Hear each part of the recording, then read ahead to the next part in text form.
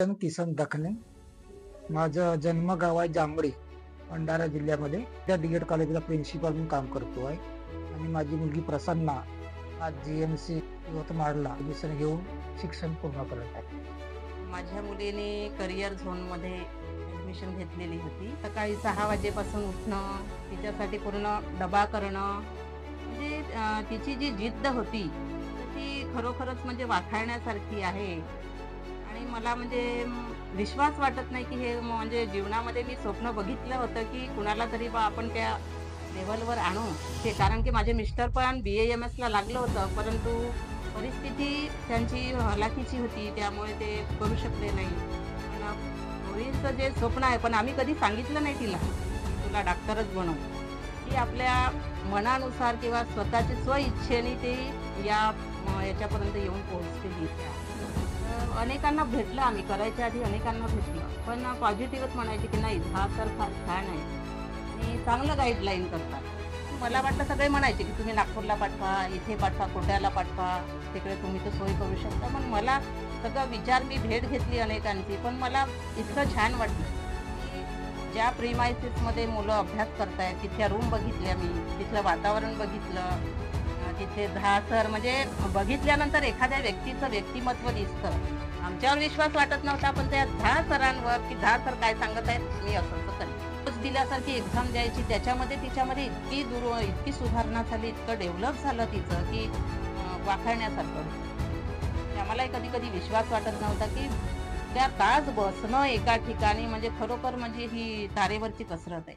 नमस्ते ना. किसन दखने. माझं जन्मगाव आहे जांभळी, भंडारा जिल्ह्यामध्ये, साकोली तालुक्यामध्ये. माझे आई वडील निरक्षर आणि निरक्षराचा मुलगा मी फुलीचंद एक आज सध्या डी एड कॉलेजला प्रिन्सिपल म्हणून काम करतो आहे. आणि माझी मुलगी प्रसन्ना आज GMC यवतमाळला ॲडमिशन घेऊन शिक्षण पूर्ण करत आहे. मी नंदिनी दखने, रामकृष्ण विद्यालय कुऱ्हाडी इथे शिक्षिका आहे. माझ्या मुलीने करिअर झोनमध्ये ॲडमिशन घेतलेली होती. त्यामध्ये 1 वर्ष तिने म्हणजे रिपीट केलं तिने. तिला 645 मार्क मिळाले होते. तर तिचा अनुभव म्हणजे एक-एक क्षण म्हणजे माझ्या जीवनातला फार महत्त्वाचा आहे, की ती माझ्यावर महत्त्वाचं म्हणजे मी तिला भरपूर वेळ दिलं. जे काही सर्व्हिस करून किंवा शाळेमध्ये जाऊन 11 ते 5 पर्यंत सकाळी 6 वाजेपासून उठणं, तिच्यासाठी पूर्ण डबा करणं, म्हणजे तिची जी जिद्द होती, तर ती खरोखरच म्हणजे वाखाणण्यासारखी आहे. आणि मला म्हणजे विश्वास वाटत नाही, की हे म्हणजे जीवनामध्ये मी स्वप्न बघितलं होतं, की कुणाला तरी बा आपण त्या लेव्हलवर आणू. तर खरंच माझ्या मुलीने माझे स्वप्न, माझ्या मिस्टरांचे आणि माझे कारण की माझे मिस्टर पण BAMSला लागलं होतं, परंतु परिस्थिती त्यांची हलाखीची होती, त्यामुळे ते करू शकले नाही. पण पोरींचं जे स्वप्न आहे, पण आम्ही कधी सांगितलं नाही तिला, की तुला डॉक्टरच बनव. ती आपल्या मनानुसार किंवा स्वतःची स्वइच्छेने ती याच्यापर्यंत येऊन पोहोचलेली आहे ती.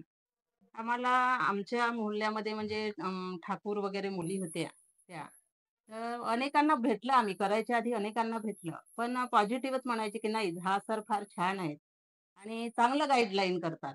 कधी-कधी काय होतं, की मुलं हुशार असली, परंतु त्यांना गाईडलाईन जर बरोबर मिळाली नाही, तर ते चुकीच्या याने जातात. म्हणजे बरोबर व्यवस्थित करू शकत नाही. कोणत्याही याची मार्गदर्शन फार आवश्यक असतं, कितीही हुशार असलं. पण तिला आम्ही खूप बघितलं. माझं माहेर नागपूरचं आहे. माझे बाबा प्रिन्सिपल होते दुर्गाप्रसाद मानकर. तर त्यांची मी मुलगी आहे. तर असं वाटायचं की आपण नागपूर म्हणजे सगळे लोकं शहरामध्ये जातात, तर आपण का बरं इकडच्या भागामध्ये जावं?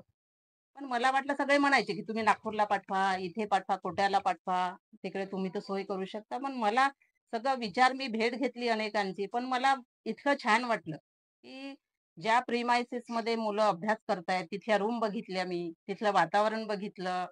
तिथले 10 सर म्हणजे बघितल्यानंतर एखाद्या व्यक्तीचं व्यक्तिमत्व दिसतं आणि तो समोरचा विद्यार्थी त्याला पॉझिटिव्ह थिंकिंग म्हणजे बघितल्याबरोबर नाही आपण करू शकतो म्हणजे असं पॉझिटिव्ह थिंकिंग ज्या व्यक्तीचं दुसऱ्या व्यक्तीवर पडतं, तेव्हा खरोखरच म्हणजे त्याचं जीवन त्याच ठिकाणी म्हणजे सुरुवात चांगली होते हे मान्य करावं लागेल. है ना? हां. आणि जो काही वेळ द्यायची ती, सकाळी 6 वाजे म्हणजे मी तिचा डबा पूर्ण तयार करून ठेवायची. सकाळी उठायची. तिच्यामुळे मला सवय म्हणजे की आपण जर हे केलं आम्ही टीव्ही बघायचं.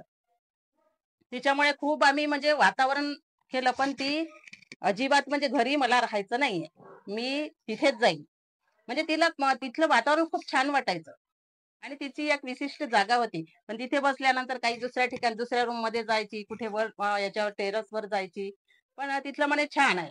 आणि मग तिचं जी भीती होती, विश्वास होता, पॉझिटिव्ह थिंकिंग होती, ती सरांची म्हणजे तिचा वाटा फार आहे.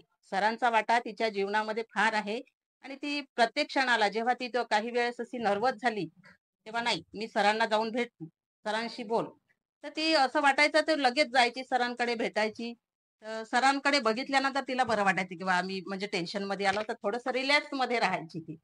तर मला चांगलं वाटलं, की मग या ग्रामीण भागामध्ये एवढे सर दुसरेही अनेकांचा अनुभव आहे, परंतु झा सर सारखे मला तरी वाटत नाही, की त्यांच्या जीवनामध्ये माझे विद्यार्थ्यांचे पॉझिटिव्ह थिंकिंग फार म्हणजे ते घाबरले असले. त्यांना विश्वास संपादन करणं हे फार महत्वाची गोष्ट आहे.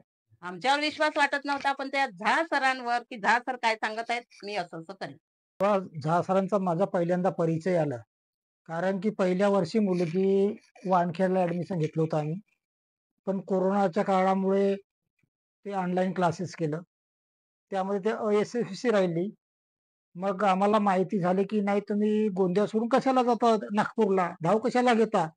इथं तर झाव सर आहेत. त्यांचा फिजिक्स चांगला आहे, त्यांची टीम चांगली आहे, सगळं सपोर्ट करतात. मग त्याचं परीक्षण करण्यासाठी मी आणि आमच्या मॅडम झार सरांसोबत पहिल्यांदा गेलं. एक सहारे सर म्हणून होते. त्या सहारे सरांचा परिचय दिला. त्या सहारे सरांनी आम्हाला तुमच्याकडे पाठवलं. तसं सरांना सांगितलं, संदर्भ दिलं आणि आम्ही बोललो. मग त्यांनी चौकशी केली. तुम्ही काय करता? तुमची मुलगी काय करत आहे? का इकडे आमच्याकडे येण्याचं कारण काय? तेव्हा आम्ही सरांसोबत सांगितलं, "सर असं-असं आहे आणि ती ती मुलीची इच्छा आहे. 10व्या वर्गापासून तर 12वी पर्यंत तिने 90च्या खाली मार्क घेतलेले नाही आणि आमची इच्छा आहे, पण आम्ही मुलीला बोलून दाखवत नाही.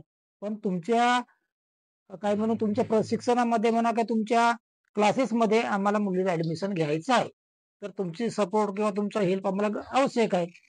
तेव्हा सरांनी सांगितलं, की "मी आणि तुमचे जे पाल्य आहे, त्यांच्यासोबत मी 5 मिनिट किंवा 2 मिनिट बोलतो आहे. त्याच्यानंतर मी तुम्हाला डिसिजन देतो." एवढं गाईडलाईन सरांनी आम्हाला केलं. वैयक्तिक गाईडलाईन केलं. सगळं म्हणजे तिला जिथेही म्हणजे त्यांच्या तितक्या वेळापर्यंत राहायचं. तर ते सगळं लक्ष द्यायचं, की अभ्यास करत आहेत का? त्यांचं म्हणजे प्रत्येक रूममध्ये जाऊन बघायचे, की कुठे बसले आहे? किती वेळ कोण म्हणजे करतो आहे? किंवा कोण म्हणजे बाहेर तर नाही गप्पा करत आहेत. म्हणजे या छोट्या-छोट्या गोष्टीकडे कोण किती वाजे जात आहे? जाताना घाबरायच्या मुली, की इतकं टायमिंग जर असायचं तर त्याच्या आधी जायचं नाही. आणि पूर्ण वेळ जो 6 वाजेपासून तर 10 वाजेपर्यंत तिला म्हणजे आवडंसं वाटलं, की तिथेच बसायची ती. डब्बा द्यायच्या 2-4 डब्बे द्यायचे तिला, ह्या वेळेस हे खायचं, ते वेळेस खायचं. तर मस्त वाटलं, असं टेन्शन घेऊन त्या ठिकाणी अभ्यास नाही केला तिने.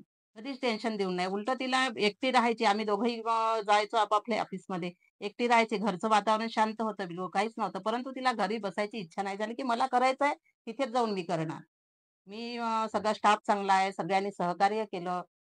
कोणाच्याच अशा अडचणी साने आल्या सरांचं नाहीयेत. नेहमी नाव घ्यायचं. कधी-कधी मला दया यायची तिची, की बापरे! किती अभ्यास आपण सुद्धा केला नाही एवढा अभ्यास आणि आमच्या घरामध्ये एवढं तर कोणीच केलं नसेल.